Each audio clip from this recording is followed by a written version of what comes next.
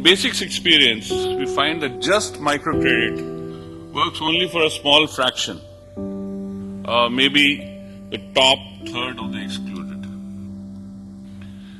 The next third need risk coverage in the form of insurance due to the fact that intrinsic risk in their lives and livelihoods is just too high. Single incident wipes out their net worth. They need technical assistance in whatever they're doing to improve their productivity, agriculture, livestock, non-farm, and they need market linkages. In the absence of these three, just giving them loans, it just puts them on a treadmill where they earn enough just basically to repay. And which is one of the reasons why in Bangladesh, in spite of 35 years of microcredit, very extensive nationwide microcredit, the poverty figures have not improved dramatically. And then there's the bottom third, which needs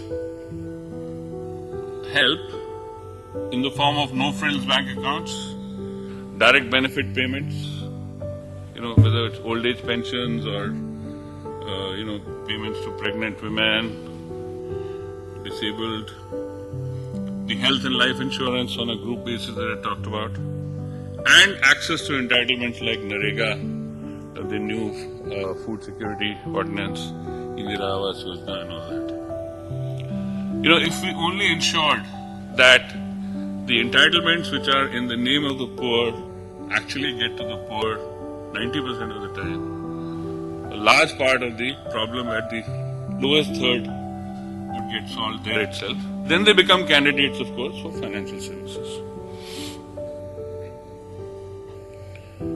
So, farmers, for example,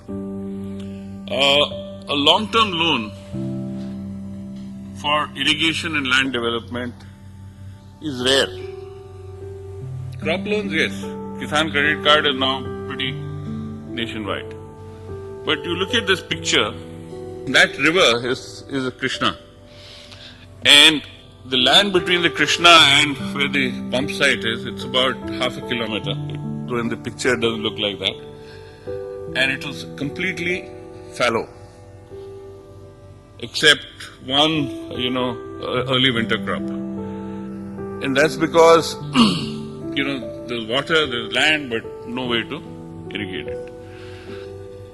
We gave a loan of 7.5 lakhs way back to these 7 farmers in a joint liability group, that is, they are mutually accountable for each other's repayment.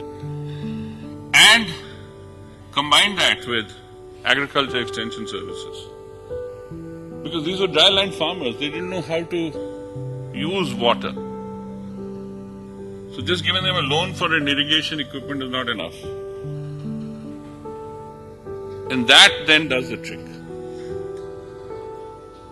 Similarly, other services, other agriculture services like soil testing, seed treatment, integrated pest management, and of course then market linkages.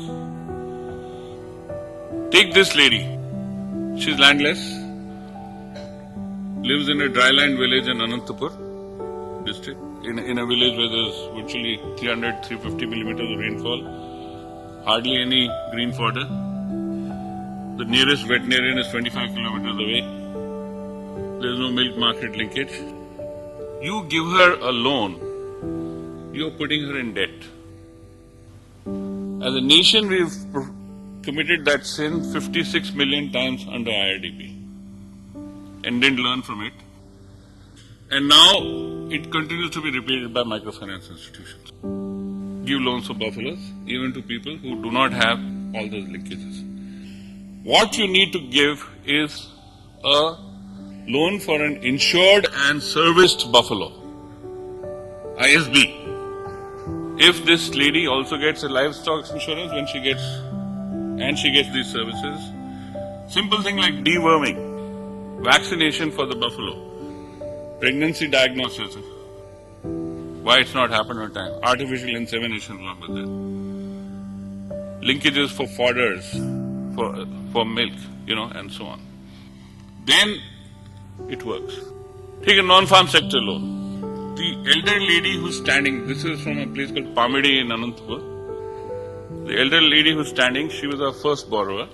Was seen by these 5 other girls, and they said, we also want a loan for sewing. But they didn't know stitching.